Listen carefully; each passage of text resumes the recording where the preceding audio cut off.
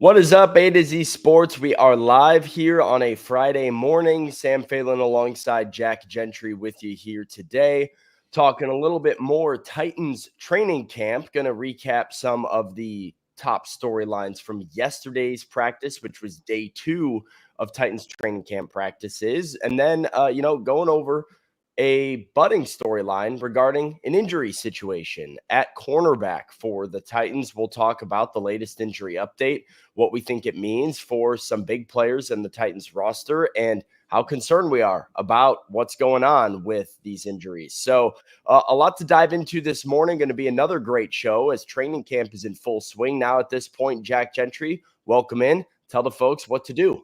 Absolutely. Want to shout out to the chat all-stars in here before 7:50 today. American Toff, Daniel, Rooney, Rashid, and Lou Man all checking in early, hitting that like button early. That's what we're going to talk about. Austin Stanley's got it in the comments. Like the show.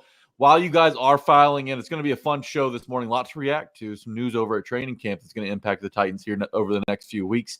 Like the show while you get in here. Thumbs up on YouTube, thumbs up on Facebook. It helps us grow. It helps us reach new audience members. The engagement is great for A to Z. So please like the show on the way in.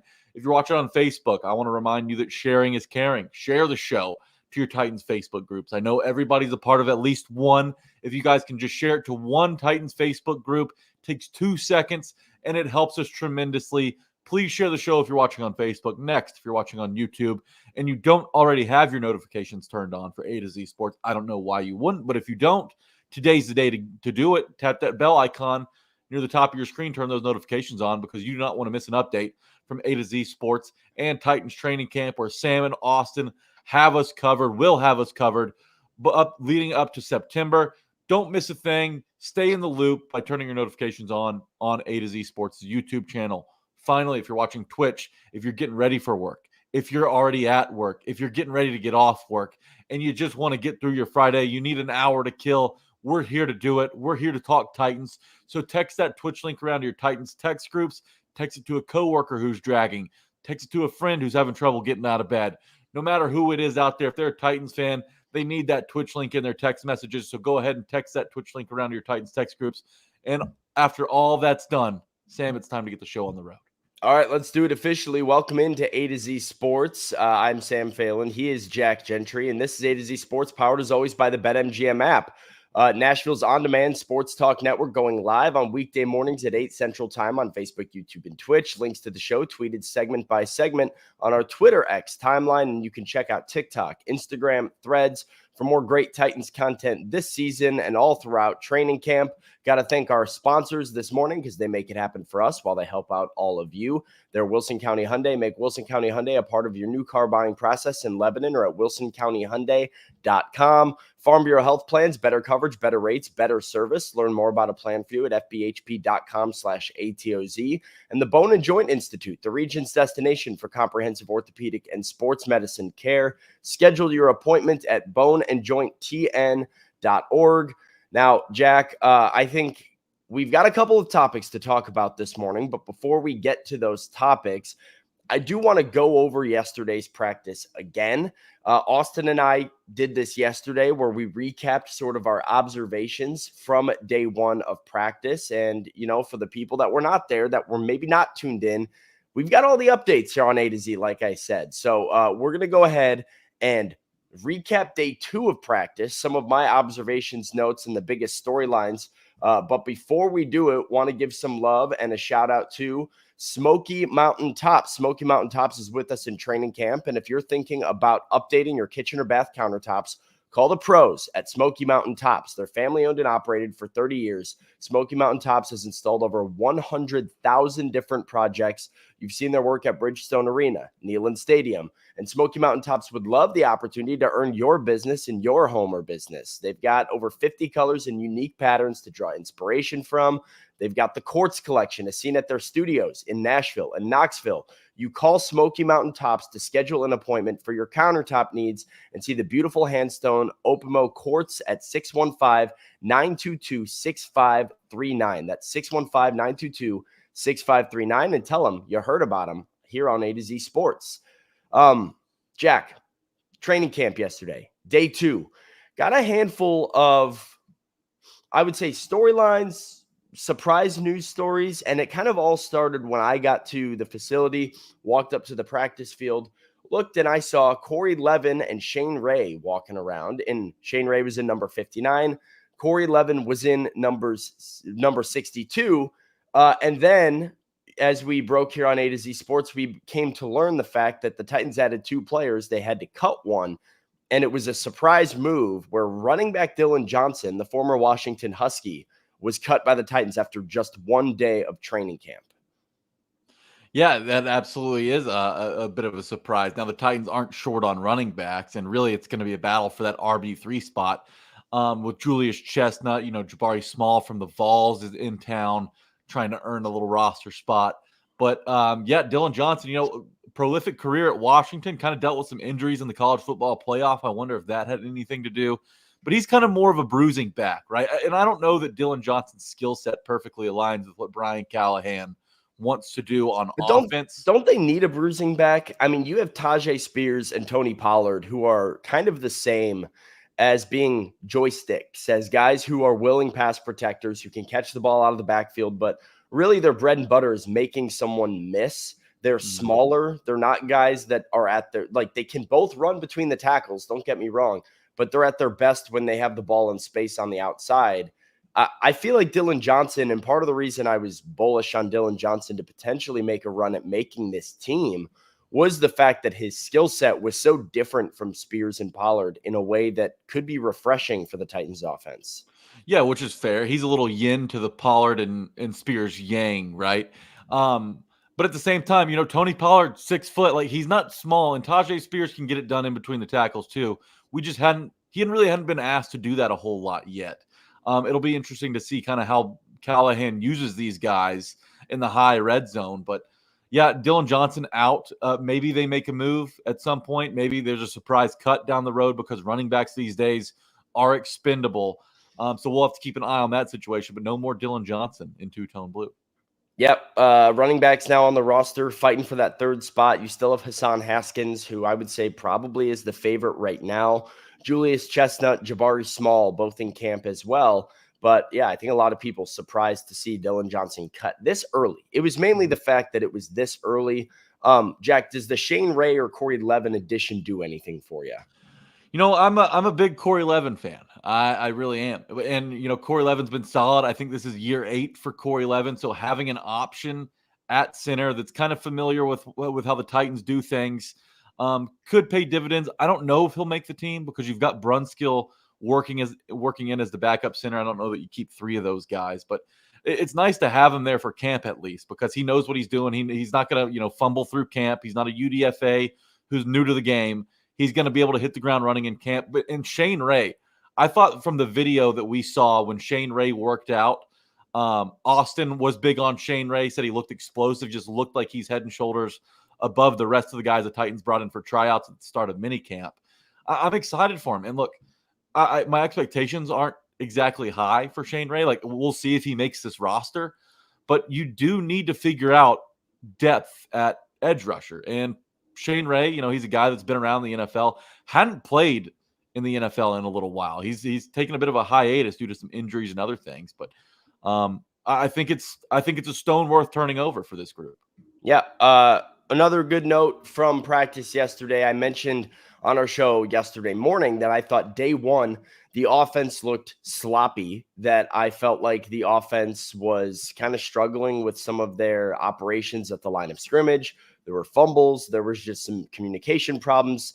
Not a ton of big positive plays from the offense, and they were stopped in the backfield on running plays very frequently. I can say yesterday was much improved. Yesterday was much, much improved for the Titans offense.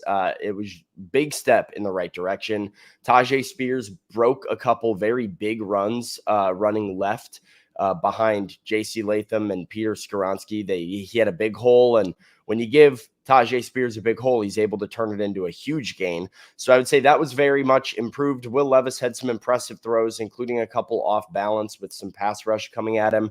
And then Brian Callahan, after practice, asked about how he felt regarding Will Levis and his offense through 2 days of training camp, said he was very pleased with what they've done added his hard work over the offseason has really paid off. He's confident right now, and he has earned that confidence, referring to his young quarterback. So, Jack, breath of fresh air. Everybody relax. Titans offense is starting to come together, and it's only been 2 days. Like, we haven't even scratched the surface of what this group is going to look like yet. Right. And, another thing that I think's pretty cool that Callahan's already kind of working on Levis with, like, we know Levis can throw the ball deep, right? But Sam, you can probably attest to this. I'm not out there. I don't have eyes, but I'm paying attention everywhere. It doesn't sound like Callahan's focused on the deep ball with Will Levis. He's trying to figure out the short intermediate routes and some of those throws. And in Jim Wyatt's story yesterday, he's got Levis at 22 of 30 in 7-on-7 drills, with most of these passes coming in the short to intermediate range. So, a knock on Levis coming out of college was, sure, he's got the big arm, but can he hit the layups? Can he make the dink and dunks? Will he be able to settle for an 8-yard curl and stuff like that? So I think it's cool that Callahan's kind of working on some of that stuff. And that's what we saw with kind of Jake Browning at the end of the year in Cincinnati, which helped him become the most accurate passer in the NFL last year. So I like that they're kind of diving deep on Levis right now and getting some of this stuff figured out early, because if he can hit those throws, man, Levis has a chance to be special in 2024. Yeah, they've been working a lot on throwing outside of the numbers. Will Levis has been throwing a lot to his left or right, but really trying to work on getting that ball to the sideline, getting accurate, well-timed throws to the sideline. And to be honest, it's one area that I feel like they've been very successful in going to up to this point. There's been some timing issues across the middle occasionally, but for the most part, when you're talking about routes that are so big on timing, like an out route or a comeback route or something that you're throwing outside of the numbers, Levis has done really well at those, and it's clearly a point of emphasis for the Titans offense in training camp. Another quick note, Daniel Brunskill back, was sick for the first day of training camp. He's back on the field, was not starting, but is working his way back. Right side of the offensive line, I see some comments asking, is a lot of Sadiq Charles and John Ojukwu right now, both kind of battling. But Ojukwu also working on the left side. You're kind of having some rotations there at right tackle, but Sadiq Charles does appear to be right now the right guard one in my eyes as far as where things are at in training camp. Harold Landry still sick. Still have not seen Harold. He is dealing with an illness and hopefully is back by Saturday when Titans fans get to watch practice over at Nissan Stadium. Last note for me, big day yesterday for Thomas Odukoya. Had a couple of big plays in team period, including one. He caught a pass across the middle from Mason Rudolph, ran it maybe for a touchdown, like explosive run after catch, was getting hyped up by, most of the coaching staff. So big day for Thomas Odukoya. Titans have 2 tight ends that you feel good about in Chigakonkwo and Josh Wiley to make the team. There's veterans like Nick Vannett. There's a couple undrafted free agents. And then there's a guy like Odukoya. So if they're keeping 3, who gets that 3rd spot? And there's another name to potentially watch, Jack. So that's all I've got for, updates on what I saw on the practice field. We did, however, get an update that I think surprised a lot of people. And that was from Brian Callahan after practice. Brian Callahan steps up to the podium, and we'll play it right after a quick message. But I do want everybody to pay attention to just how different things are under Brian Callahan than they were under Mike Vrabel. Before we play that and ask our question today, want to tell everybody about our friends over at Holiday World and Splash and Safari. Catch the latest wind of summer with the best savings online at holidayworld.com. Great variety, over 40 rides and slides with something for everyone in the family, an award-winning roller coasters and water park, and a Holidays in the Sky drone show with over 500 new drones. Holidayworld.com is where there's always great value, free soft drinks, parking, and sunscreen. That's holidayworld.com. BetMGM.com. Get in the game with the king of sportsbooks. New users, download that app on your phone if you're looking to place a little wager. Use our bonus code A to Z Sports when you sign up, and you'll get up to $1,500 back in bonus bets. The MLB's going on right now. My Braves are crumbling, Sam. What's going on right now is not acceptable in Atlanta. If you want to bet on baseball, that's happening every day. If you want to bet against the Braves, it's probably a good investment right now with the Mets so hot. If you want to bet on college football win totals, NFL season-long props, all that stuff is up on BetMGM right now, and it's so easy to navigate and find. If you're new to the whole experience, BetMGM is the perfect place to start. So download the app, use our bonus code A to Z Sports when you sign up, and you'll get up to $1,500 back in bonus bets if your first bet misses. All right, Jack, here is Brian Callahan. He came to the podium and he had Titans media in shock with this update. Injury-wise, Harold Landry is still out. He's been sick, so it's just an illness. We'll have to work him back in as he gets healthy. You know, anybody who's been sick for a while knows he can't come out that quickly, so he'll be working back. And then Cheeto's going to be out for he's going to miss some time with a calf injury, so it'll be a couple of weeks probably, just so you see what he's out here, but he's not practicing.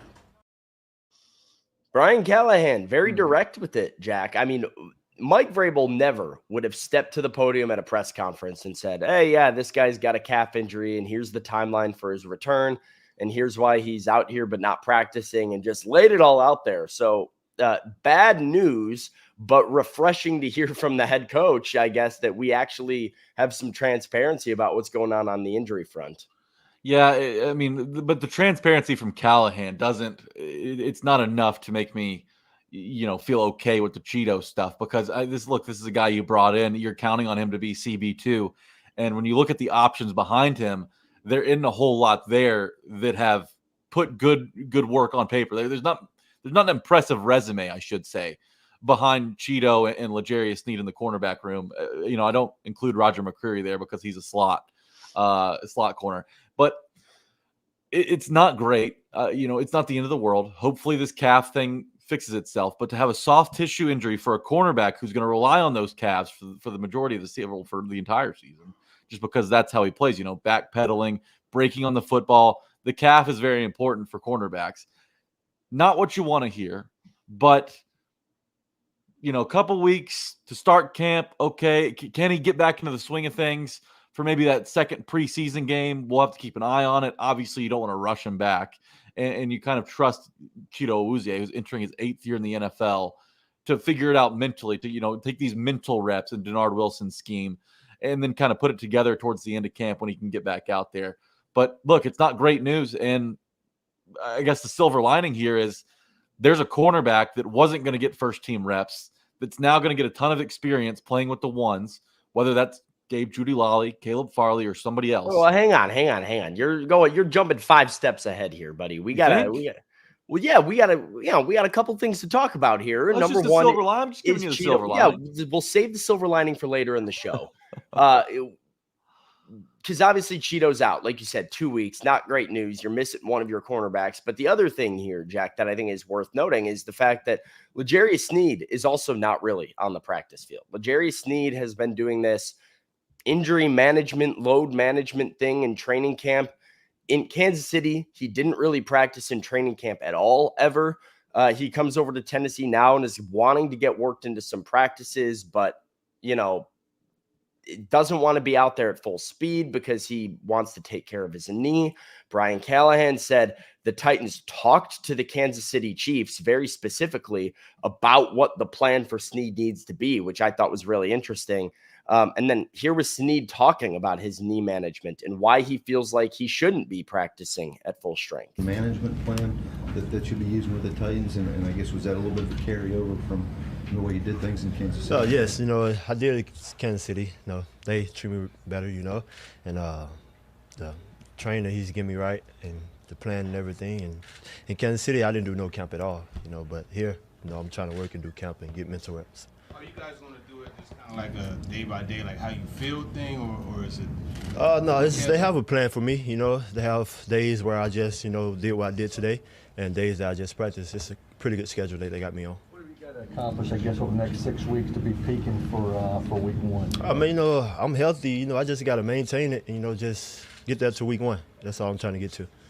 How does the knee feel if you're healthy?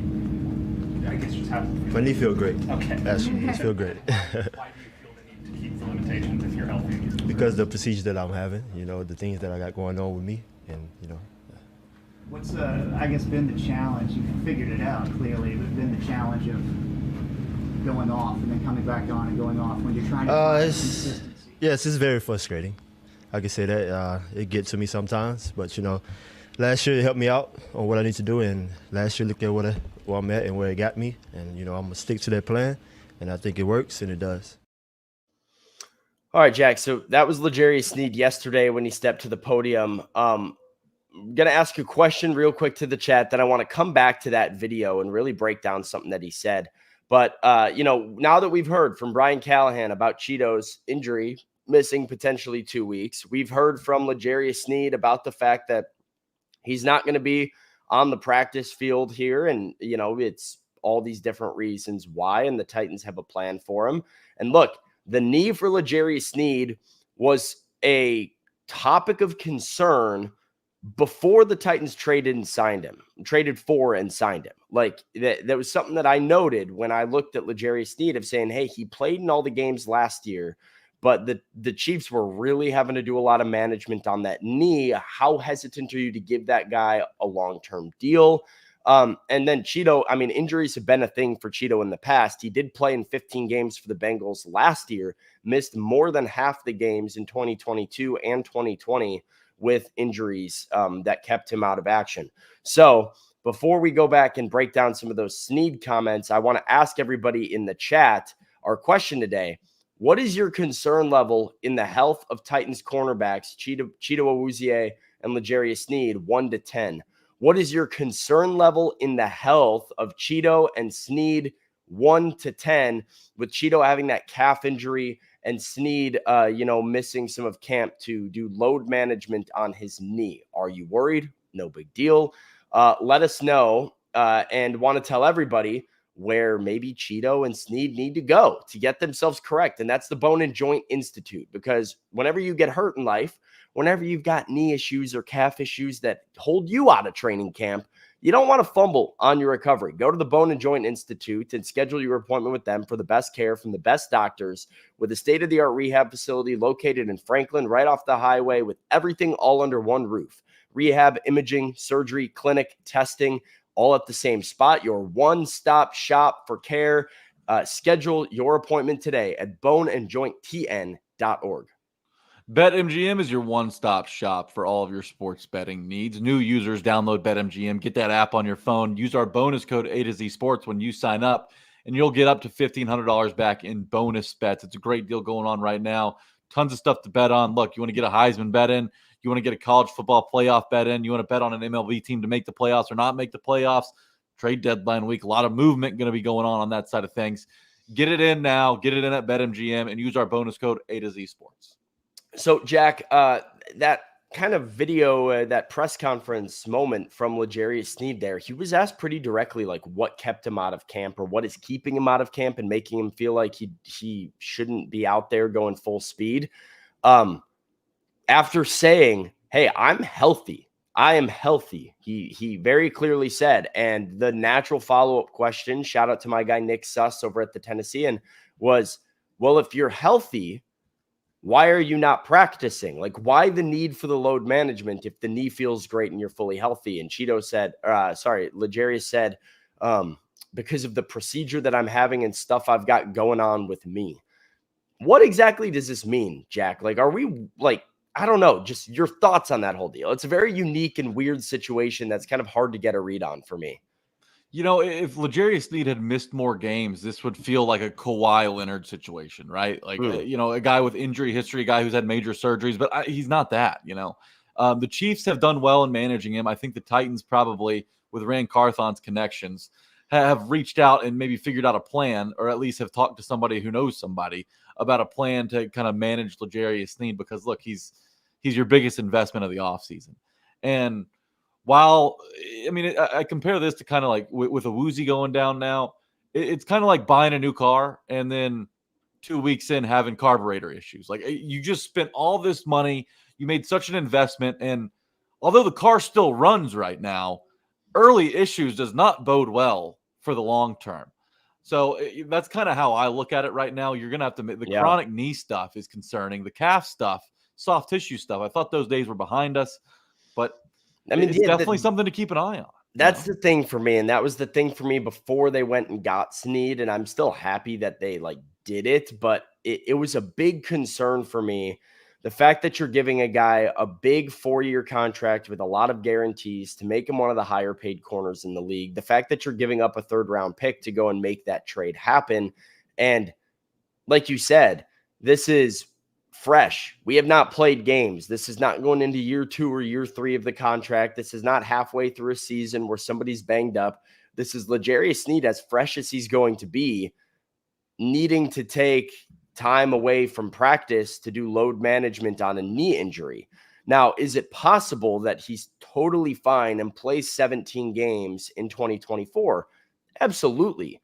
But what is the chronic knee stuff that he dealt with last year in Kansas City and is trying to manage against this year mean for the longevity of this contract and mean for his future with the Titans? That's where I start to get a little bit nervous, and where it if you ask me, hey, are you concern level about L'Jarius Sneed in 2024? It might not be that high, because I say, well, he said it himself. He's just trying to get to the regular season healthy. And as long as he's there for the regular season, that's all I care about. But if you're starting to look at patterns and what could potentially lead to problems later on, this is not exactly comforting to hear for Titans fans. Yeah, you're totally right. And it's nice that he's a veteran in this league. You can kind of trust him to get his body right. You trust him to kind of let you know whether or not he's able to practice, not able to practice, when he wants to go full speed, when he can't go full speed. So having him been through this thing before, this is not his first rodeo. That makes you feel a little bit more comfortable, but you're right. I mean, this is not a short-term contract that they signed L'Jarius Sneed to. It's going to be something to monitor. And when you're having these issues already, it's definitely a tad concerning. We asked the question, what's your concern level in the health of Titans cornerbacks Chido Awuzie and L'Jarius Sneed on a scale of 1 to 10? I'll get to some of y'all's comments right now. IR Hoshi's batting leadoff today on YouTube. He's at a 6.5. Titans Kyle's at a 3 on the opposite end of the spectrum. Tighten up 6. Jason 7. Reggie, Take Rock, Jonathan, all 5s. We got Willie Madden and Mitch Hicks with big 10s. Oh no. Guy Mann's at a 4. Caleb's at a 7. John's at a 3. We got Greatness and Linwood both at 5s. Jaron checks in with a 4. Jeff Hood on Facebook's at a 7. Charles with another 4.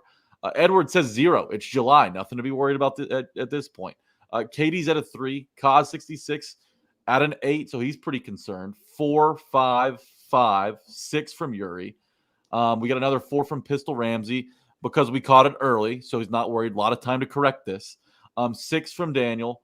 We've got pro scores from Darius coming in. 4.85 from Cheeto. 2.25 from Sneed. So he's less concerned about Sneed than Awuzie.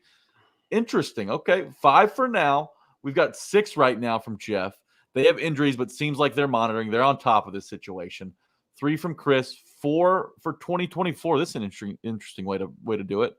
So he's at a 4 for 2024 and a 7 for 2025. So that number's going up as the years go on. 4.3, it's being managed. 5, MB says 0. It's day 2 of camp. But isn't that the issue, that you've already lost Awuzie for a couple of weeks on day 2 of camp? 3 from Caps. 1, I have no concern. Cheeto is 6. It was expected. Chris Jump's going to finish us off with an 8 on Facebook. I'm not overly concerned, but I'm also not concerned, right? Yeah. Like you have to, I think zeros are crazy. Zeros are crazy. You have to have some level of, that doesn't make me super comfortable. It's not a 0, but it's also probably not a 6 in my opinion, just because these guys have both shown over the last year that they can play every single game, even coming off injuries like Cheeto did last season with the Bengals. I'm at a 4. I think 4 is the right answer here because it's absolutely something to keep an eye on, right? Titans fans, this is going to be in the back of your mind throughout the regular season. If Sneed ever goes down, you're like, oh, probably that knee. And as a man who's had 2 knee surgeries, I can tell you, if your knee's not right, your calf, your quad, your Achilles, all that stuff becomes more vulnerable. Now, I do think that Sneed does a good job, will do a good job with the Titans strength staff in getting that knee up to 100% and not overdoing it in camp when he doesn't have to. But at the end of the day, man, you just need Sneed ready for week 1. If he misses time in camp, so be it. But if that guy's healthy week 1, he gives you a chance to win in Chicago and beyond. So I'm at a 4. I'm not super concerned, but it's absolutely something that's going to be in the back of my mind. Yeah, I have to go a little bit higher than you, Jack. I'm going at a 5.5, somewhere between a 5 and a 6. I think I just have a little bit more concern because for me, this feels like the same old song and dance that we've heard and done and all of that before. Like, and I get it; these are different players. This is not Christian Fulton and Elijah Molden and Amani Hooker and like all of these guys that tend to go down with soft tissue injuries for the Titans in the secondary. But it feels like the same old song and dance when you're talking about, oh, it's just training camp. They'll be ready for week one. And one thing I think Titans fans have learned is that injuries early on in training camp usually linger into the regular season. Like this is when, in the words of Mike Vrabel, this is when you're supposed to feel as good as you're going to feel all season. Like this is as good as it gets. You're never at 100% after day one of training camp. And so the fact that you're at day 2 and you've got a guy who needs to do load management and a guy who is out for weeks and cannot be on the practice field to learn the new defense under Denard Wilson and be on the field with his teammates, like that is somewhat concerning to me. And the reason I think I go even higher than you is because I really just don't trust any of the depth in the secondary. To me, Cheeto and L'Jarius Sneed, like without them, the expectations for the Titans season should not really exist. It's over if you don't have Sneed and Awuzie. Like, I hear you. If you're starting Trey Avery and insert rookie here, you've got problems, and you are going to not be a very good defense and a playoff team without these two guys. And so that is what is at stake for me here. Like you mentioned earlier, you've made such a big investment in both of these players to try and flip your defense and turn your organization around that they need to be available. And so I just think the stakes are so high, I can't write it off as nothing. I have to look at it and say, all right, I'm not going to freak out and overreact, but it's certainly going to be top of mind as training camp plays out. Mm-hmm. And back to the car reference, it's like you're driving the car off the lot and then 2 weeks in, it's in the shop. It's just not where you want to be at this point in your time with the car, right? Like if this has happened, week 9, week 10, okay. I mean, bumps and bruises are part of the game. Okay, couple comments here. Lou Man thinks we're blocking his comments. Lou Man, I promise we're not doing that. You reported us for absolutely no reason. Amnesia says he's just, and maybe this is part of it too. Amnesia said he's just worried about the injury bug that's plagued the Titans for the last 2 seasons. You brought it up. Yeah. Like, I mean, it's been a hot time. It's been maybe part of the main conversation over the last few years about how the Titans, and especially the Titans secondary, hasn't been able to stay healthy. So does that fresh wound kind of, impact your vision on the situation right now? Yeah, it does, because I've seen how bad the secondary is when some of the starters are out. I've seen how bad the secondary is when guys are playing at less than 100%. And, we've been kind of bullish about the additions made to the defensive line. I love what they've done with T'Vondre Sweat. I think a healthy Jeffrey Simmons can be very helpful. I think Jamal Adams has been great through 2 days of training camp. And like I'm kind of excited to watch Jamal Adams. I don't think any of it matters on defense if you don't have Sneed and Awuzie. That is the biggest change in this defense, is the fact that you have 3 corners in Sneed, Awuzie, and Roger McCreary that can lock guys down and press coverage and make it a lot easier to be a Titans defensive lineman getting after the quarterback. Simplify life for a Titans linebacker who just has to fill run gaps and go chase after the football. If your corners are capable, it makes your defense so much better. And we learned last year that if your corners are not, it becomes very hard to stop anybody that's throwing the football. Oh, yeah. And with the quarterbacks now in the AFC South, you got to have a secondary out there that's competent. And especially not even just the quarterbacks, but you look at the wide receivers the Texans brought in, man. You need 3 above average cornerbacks to keep those dudes in check. The Titans have it if they're healthy, but if one of those guys goes out, you have no idea what's behind them. And Edward brings up a good point. He was at 0, but because Trey Avery's maybe the next man up, that puts him at a 5. I get it, but man. Like the depth matters. The depth is a factor here for me. Who is the next man up contributes to my level of concern. Like if you had another top corner that you were like, all right, yeah, Cheeto's going to miss some time, but we're going to go ahead and throw, I don't know, at anybody else that's a competent starter out there, you'd be like, okay, yeah, no problem. But we've seen the Titans' depth and the guys that are on the bench right now. They're either rookies or really struggled in the NFL. Right. Couple comments from me. Jonathan says Titans wouldn't have signed them if the risks outweigh the rewards. I agree with you, Jonathan. I think the reward of Sneed and Awuzie, for all the reasons we just listed, is way bigger than the risk. But that doesn't mean that when those risks start to flare up a little, that we don't have some concern about the risks. I still think they were good signings. I think they were smart signings. I think they were purposeful signings and moves by the Titans. But there is some pause that we have to take when that risk becomes a little bit larger. MB says, Sam, they're taking steps to make sure that doesn't happen. Load management, referring to some of these guys missing time. You can make that case with Sneed, MB, but this is an injury for Cheeto. This is a straight up calf injury suffered in practice for Cheeto that is forcing him out of 2 weeks of training camp. And you don't want guys missing time in training camp. And I have to disagree with Jaron's comment as well, where he says, I feel you, but it's camp. It's time for young guys or people like Farley to prove some value. Training camp is filled with opportunities for guys to prove their value. But as Peter Skoronsky and I talked about yesterday, the opportunities to get reps with your full team at speed are very limited. And when you're talking about installing a new defense, a new offense, establishing team culture, when over half of your starters are brand new to the organization, I think this is really invaluable time for everybody to get familiar with one another, everybody to get into football shape, which they're not in right now. Hardly anybody's in football shape. Training camp day one, that's something you have to build up to. And so, like Caleb Farley will have his chances. Young guys on the Titans roster will have their chances.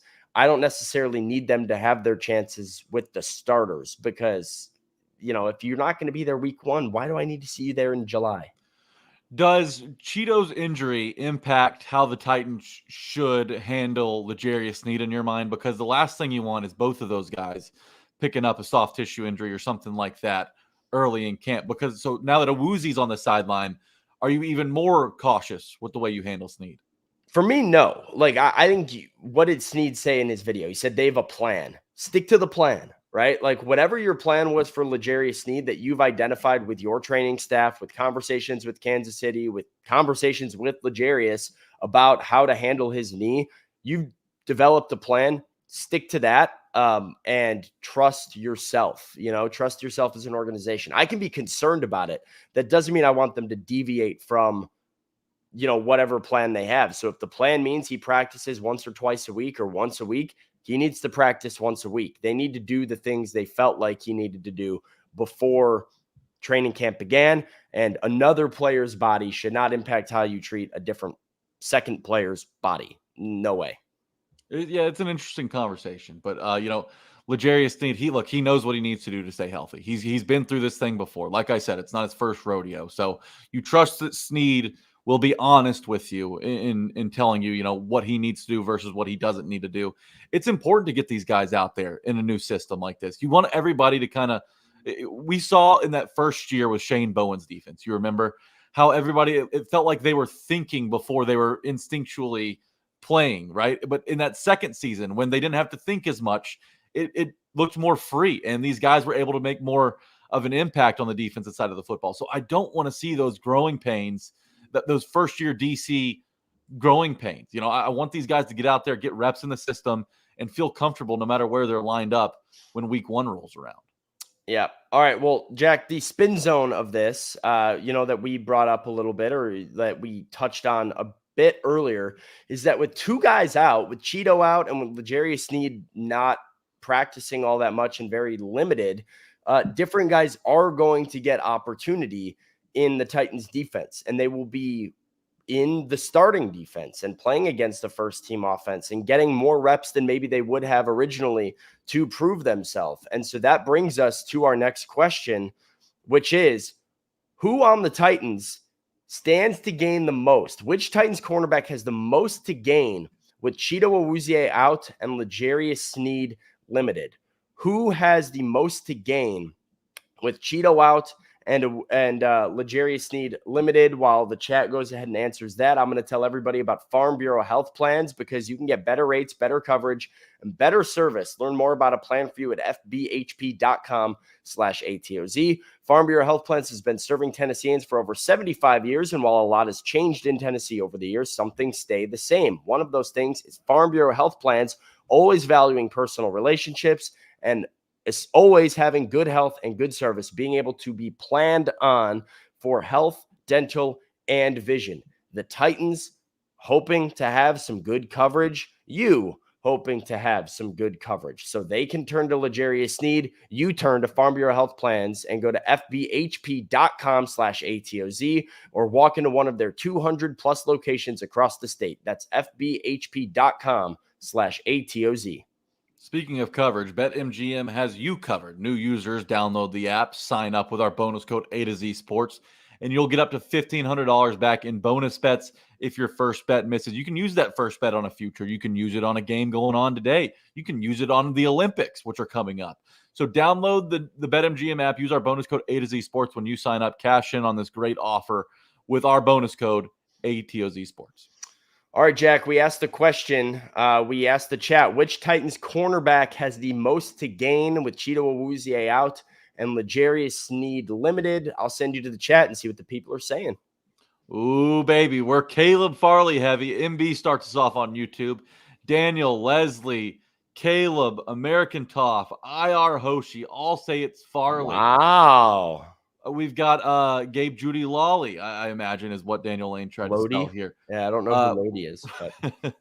Jarvis Brownlee from Pistol Ramsey and Kenneth also on the Jarvis Brownlee train. We've got Gabe Judy Lawley from Caleb, Darius Horton, Caleb Farley. I read a Chris Farley comment that threw me off. Willie Madden says Chris Farley. We got Farley and Brownlee, Gabe Judy Lawley.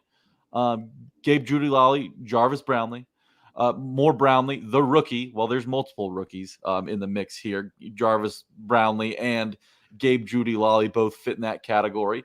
Caleb Farley, we've got more Jarvis Brownlee, Caleb Farley and Gabe Judy Lawley. Farley's definitely the overwhelming favorite here in the chat. Chris Jump and D. Christophel MB all agree. Gabe Judy Lawley, UDFA Judy Lawley. Okay, Gabe Judy Lawley. So look, it's Farley 1, Gabe Judy Lawley 2. Sam, before I give you my answer, can you give me an update? How has Caleb Farley looked at camp so far? Honestly, I haven't seen much of Caleb Farley at camp. He's been out there. I can't say I recall him making any notable plays. I'm trying to keep my eyes on 90 guys, and so he's healthy. He's running around. He looks like he's getting back into the football feel of things, but I haven't noticed or even seen him much on the field during team period. So I don't know where that maybe it's a health thing that he's not all the way back on the field in team period yet. Maybe I just haven't noticed him. But yeah, Caleb Farley has not been a name that has stood out to me during 2 days of camp so far. Brian Spivey asks, what about Brownlee? I like Jarvis Brownlee. Yeah, Jarvis Brownlee has been getting on the field. He is a big physical corner that really fits the mold of what Denard Wilson wants to do. He has been rotating in a lot during team period. Almost had an interception of Will Levis at one point after a tipped pass by Jack Gibbons. I've been fine. I like Jarvis Brownlee and his play style. It is hard when I will just kind of peek behind the curtain for everybody. Team period is a very small period at the end of camp, and they throw maybe 3 times, 4 times during team period. It's a lot of running plays. It's a lot of worrying about operations at the line of scrimmage. At this stage in camp, probably for the next week or so, we are not going to see a ton of extended live periods where Will Levis is throwing the football 10 to 15 times. Once camp gets later on, they run full 2-minute drills and stuff, and you get to see live action. This is football. The pads are on. This is exactly how it goes. But, right now it's hard for any real cornerback to make everybody's head turn in camp. There's just not a ton of opportunities to do so. But Brownlee is somebody who's worked into the rotation. Yeah, and people in the chat, I think, are frustrated because you know, not a huge update from Caleb Farley, but it's also super early in camp and haven't been a ton of opportunities to impress, like you said. So I don't think it's time to give up on Caleb Farley just yet. Also, no news might be good news on the Caleb Farley front. Like, just get him out there, get him back in the swing of things. My answer to this question: which cornerback has the most to gain? It's the Vanderbilt Volunteer. It's the Vandy Vol, Gabe Judy Lolly, in my opinion. I think that this is a guy that's already shown, you know, he can break up passes that are intended for DeAndre Hopkins. He's frustrated him at times already. And for a UDFA, like, the expectation is to make a push for the roster, right? Maybe practice squad. But it feels like for Judy Lolly, people are maybe willing to make that jump into expecting him to be a contributor this season for the Titans. Jarvis Brownlee was a hot topic in the chat, and you talked about him. You like him a lot. But he's going to play inside. So, you know, when you're talking about Owuzie and Sneed on the outside, who are dealing with injury stuff, I think the next guy that's capable of stepping up and really proving himself is Gabe Judy Lolly. We've seen enough from Trey Avery to know that he might not be the guy, right? And Caleb Farley, you'd be a fool to set high expectations for him. Obviously, it's a feel-good story. Titans fans are pulling for him. There's a lot of hope there because he's a first-round pick. But with all the injury stuff, it would be an upset to see him really make an impact in the regular season for the Titans this year. I think Gabe Judy Lolly absolutely has the most to gain here. And with how quickly he started off and how quickly he's made an impact already, it gets me excited to see, you know, what else he's got up his sleeve as camp moves along here in these next 2 weeks without Cheeto Owuzie. So because Brownlee plays the inside, not him, because Farley is really just, you know, scratching and clawing to hang on to his NFL career right now, it's probably not him either. Trey Avery, the book's out on that guy. Gabe Judy Lolly is my answer. Yeah, I'm going to say something that nobody has said so far. You have not said it. No, I've seen nobody in the chat say it. I make my answer based off of opportunity cost, right? And so who was not getting opportunity that is now going to get opportunity? That to me is the crux of the argument on who has the most to gain. And that person is Trey Avery.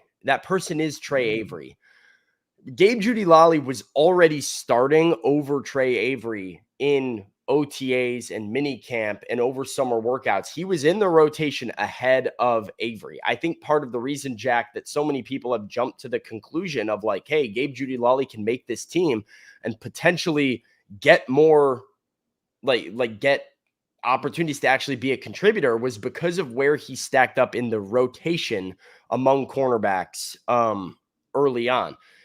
To me, Sneed and Owuzie are your two top guys. McCreary's your top in the nickel. The next guys up are Jarvis Brownlee and Gabe Judy Lolly on the outside. Those were going to be guys that probably made the team regardless and got opportunities on the perimeter. Eric Garrett is a slot corner who needs to make the team off special teams and what he does as a nickel. And I don't think this affects him really at all. But the one person that was not getting in the rotation earlier that is now being worked in with the ones and at worst the twos and is going to have opportunities in camp to prove himself is Trey Avery. So yes, we saw a lot of stuff from Trey Avery where he was tough last year, bad. I marked him as my cut candidate for the Titans, the surprise cut candidate that was a contributor last year, Trey Avery. Devin does point out, though, he was a champ 2 years ago as a rookie and as a UDFA. This is a new coaching staff. And so the one thing Trey Avery, I think, needed was more opportunity to get on the field and prove to his new coaching staff that he can still play.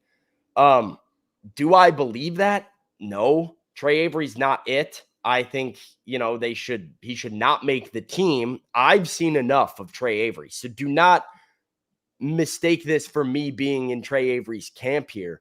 But as far as opportunity and who has the most to gain, Trey Avery to me goes from being like dead as a doornail in terms of making this team to now having 2 weeks of being a starter on the field and potentially being able to prove himself. You know how in real life, when you see things, it kind of reminds you of certain people? Like if you're driving to Murfreesboro, you see Murfreesboro city limits, you automatically think of the mayor, Kevin Byard. If you see the number 9, Steve McNair, kind of resonates there. I burnt some toast earlier this week, Sam, and that made me think of Trey Avery. I can't do another year with that on the outside. Like Womp womp. they relied on him far too often last year. It's not his fault that he was thrown into that mix. They just didn't have a lot of talent out there. But we already saw that. We saw that experiment go really wrong. And for him to have already been jumped by a UDFA, I think that speaks a lot to how Trey Avery is viewed in Denard Wilson's system. So, I get it that he probably has the most to gain when you're talking about, like you said, the cost of the operation or whatever.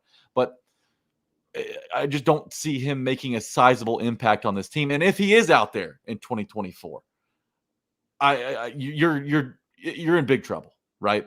Like the book's out on Trey Avery. I already said that, but there's nothing that I would feel confident in by seeing Avery back out there in a big game in a fourth quarter where the Titans are trying to hold on to a lead. Trey Avery's on the outside. Things are not going to go well. We already saw that. Yeah, that's just where I'm at. Like I said, it's not an endorsement that he's going to figure it out and be a huge contributor. It's not anything more than I think what I said it is, which is he has an opportunity now that he wouldn't have otherwise had. And I don't know if I can say the same for anybody else because Caleb Farley has not been getting on the field the same amount of time. So I can't sit here and say Caleb Farley has all this stuff to gain if he's not getting opportunity. Jarvis Brownlee, Eric Garrer, Gabe Jeudy-Lally, all of them, their opportunities have been pretty similar from a week ago to now without Cheeto in the mix. But Trey Avery was one person who I noticed a jump in his reps during team period. And so he sticks out to me. All right. Good conversation today. Let's wrap it up. Let's wrap up the week with Ain't That Good News. So go ahead and sound off in the chat. Let us know. What is your good news this week? And Jack, we can go ahead and get into some good news on a Friday morning.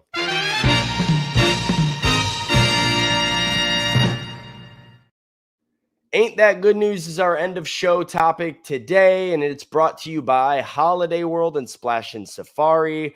Holiday World has the Good Gravy, new family-friendly coaster. Good Gravy is a first like no other in the world of roller coasters, themed after a Thanksgiving dinner. Get tickets before the summer ends at holidayworld.com.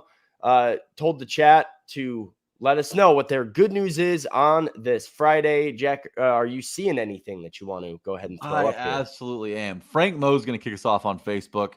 Went to the doctor's. A1C's down from 11 to 7 to 6.2. It's a health movement out here, Frank Moe. Congratulations for getting that in check.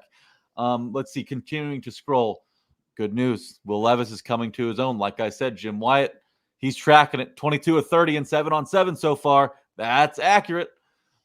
We've got, oh my gosh, the best news I've ever seen in this chat. Tanya says, my cancer is gone. Congratulations, Tanya. That is absolutely amazing. Overshadowing all the other good news. Hell yeah, no Tanya. doubt about it. That's the best news of all time. I'm very happy for you, Tanya. It's really hard to move on from that, but there's so much good news in the chat. We're going to have to get to some more. Good news. I'm closing on my first house in 3 hours. Zach Goodman. Nice. Good stuff over there, Zach Goodman. Congratulations. Football is back. Less than a week away from preseason football. Bears-Texans kick us off. Hall of Fame game. Very exciting stuff coming up. Less than a week is crazy. That's crazy. It got here so quickly. Ira Hoshi says, I do not have work today. That's great news. It sure is. Edward says, payday and off-day collision. I'm in heaven. Enjoy it. A little happy hour perhaps in order for Edward over there. Good news. Going fishing all weekend when it's not hunting season. That's about as good as it gets. Man, I hadn't gotten out there and got on them in quite a little while. I'm itching to get back out there. But Danny Whitson, happy for you. Enjoy it, my man. Got my first tomato from the garden. Let's go. We love that. I tried my hand in growing some tomatoes, growing some jalapenos. It's a very Gardening fulfilling guy, Jack. No, it used to be. I don't have a backyard anymore, but my dad's a landscaper, so it's easy access, and he kind of helped me along. But I will say, the process is what you got to love about that stuff. Yeah, when you start seeing them ripen and grow, process. oh, it's so fulfilling. Congratulations there, Vanessa. Receiving back pay from his job today. Great timing. Comes at a good time for Maserati Mac. Man. Get that money. Good news. We all survived the week. 1 week closer to football. It was supposed to rain all week. That was a lie. That's good news. Brian Spivey's heading to the beach where hopefully it won't rain. Enjoy your vacation. No plans this weekend. No plans weekends sometimes are the best weekends. So relax. Get some R&R this weekend. Good news, practice at the stadium tomorrow. I know there's a lot of people in the chat that are planning on heading out that way. I've been seeing it throughout the week in the comments. Enjoy that. That's going to be really cool. New look group. New coaching staff. It'll be fun to see kind of how things operate out there for the fans. And I got good news on top of Chris's good news for Titans fans that are potentially planning on going out there. You guys might remember Mike Vrabel's stadium practices where he would do everybody a little bit dirty and do like a walk-through, no contact practice at Nissan Stadium, and fans would just sit there and watch their favorite players walk around for a little bit. Brian Callahan did share with the media kind of the plan for Saturday, which is that they would do pretty much a similar practice to what they did, what they've been doing at training camp thus far, which would include things like a special teams period where you're seeing kicks and punts go up, where you're seeing individual period going with individual drills by position group, and then finishing with some 7-on-7 and team period. He then added that the team period and 7-on-7 would be extended and longer than what they do at a normal training camp day for the fans on Saturday. So shout out to Brian Callahan for that. It will be an entertaining practice to watch, and you'll get a little bit of a taste of what's kind of popping with your Titans. You'll get to see Will Levis. You'll get to see all of these guys that we talk about, and that'll be very exciting, I think, for the fans, more so than stadium practices were under Mike Vrabel. That's absolutely exciting. Let's see a couple more here before we get out of here. Jacob's going to Riff Tracks live tomorrow, and they're making fun of Point Break. Not sure what that is, but Jacob seems pumped about it, so I'm happy for you there, Jacob. Okay. Ken says he's moving to Vegas on Monday. That's huge moves, Ken. Dude. We're gonna have listeners out in Vegas now, so that's amazing. Congratulations. Hope the move goes well, Ken. Devin's starting a new job. We've got a couple more, and then we're gonna get out of here. Let's see, where is this? Okay. Good news, Olympics start today. It's going to be really fun. Are you an Olympics guy, Jack? I used to be such an Olympics guy because I feel like I grew up in, a really great time to be a fan of, the Olympics with Michael Phelps and everybody. It's fallen off the last few years, partly because where they've held it, it's hard to watch live for people in the U.S. That's it. That is it for me. I couldn't figure out what it was for the longest time because I was like, dude, I remember the Beijing games and the London games so well. And I remember watching all those and caring. I don't feel like the Olympics have happened since London in like 2012. I'm just like, I don't remember a single Olympic moment since then because I don't know. It's just like, it's hard to watch live, and the live is what it needs to be more publicly, I guess, celebrated and advertised in the US. Like we need to, back when Phelps was doing it in 2008, it was like you got notified Phelps is racing at 5:30. Turn it on NBC and Phelps is racing, and you knew where to be and when to be there. I don't feel like I ever hear, like, I'll look up and be like, oh, the 4x100 final was an hour ago. I missed that completely. I love the Olympics, but we need to make it more. We need to let people know that it's happening. I agree. And I do think that it being in Paris is going to help with that.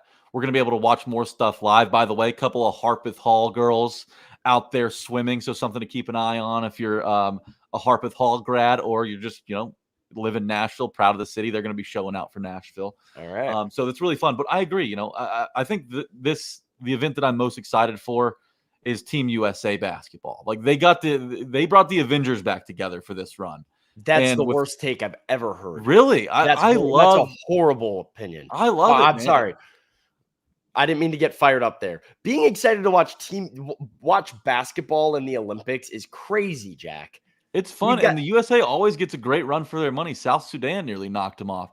I'll say this: international basketball is really fun because the rules are a bit different, and there's not as many foul calls, so it's easier to watch. And with Steph Curry, LeBron, KD, AD, all these guys being on the floor together, I'm so excited to watch. I'm a basketball purist, so This is a dream for me.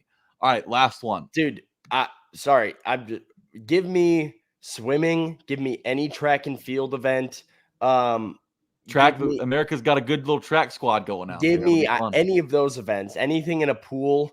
I would watch like archery before I watch, basketball. There's a lot of events. I'd watch a marathon before I watch basketball during the Olympics. Hey, I'm not going to yuck your yum, man. Different strokes, different folks. Water polos, American tops. There's a lot of stuff that I would watch before I watch basketball. I can watch basketball anytime. I'm excited about it.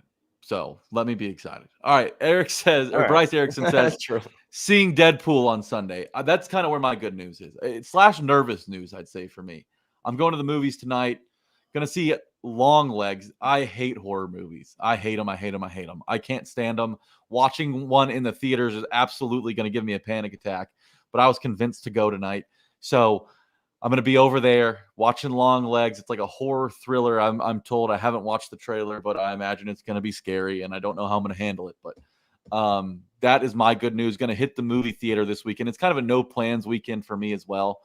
Been traveling lately a good bit, so it's nice to kind of relax and hit the movies tonight. Maybe play a little college football 25 later on.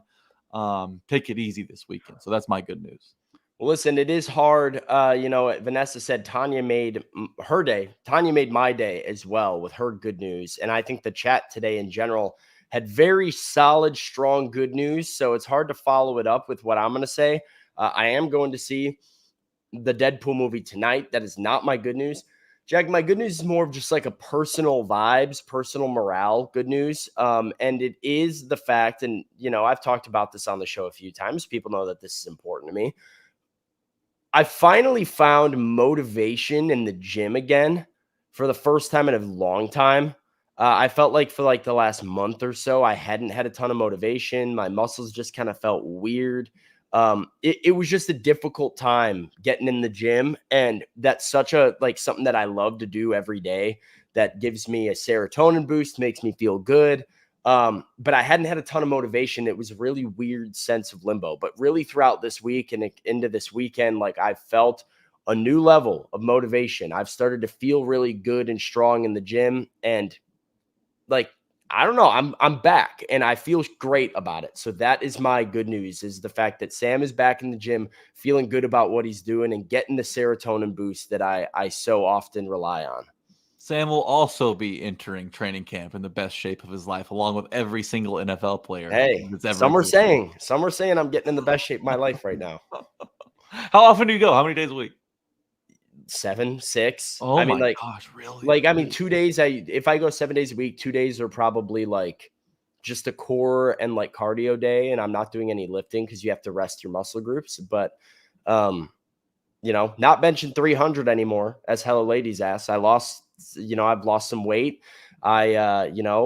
am not lifting the same weight, but we got to get it back. And that's what this momentum is all about, is getting it back. So that's my good news. I don't, it's not quite as good as everybody else's, but hey, that's where I'm at. Well, nothing holds a candle to Tanya. Tanya, once again, congratulations for beating cancer. That's an amazing feat. And man, everybody else in the chat, let's have a good weekend. Let's show up on Monday, get back at it. And so let's show up Saturday.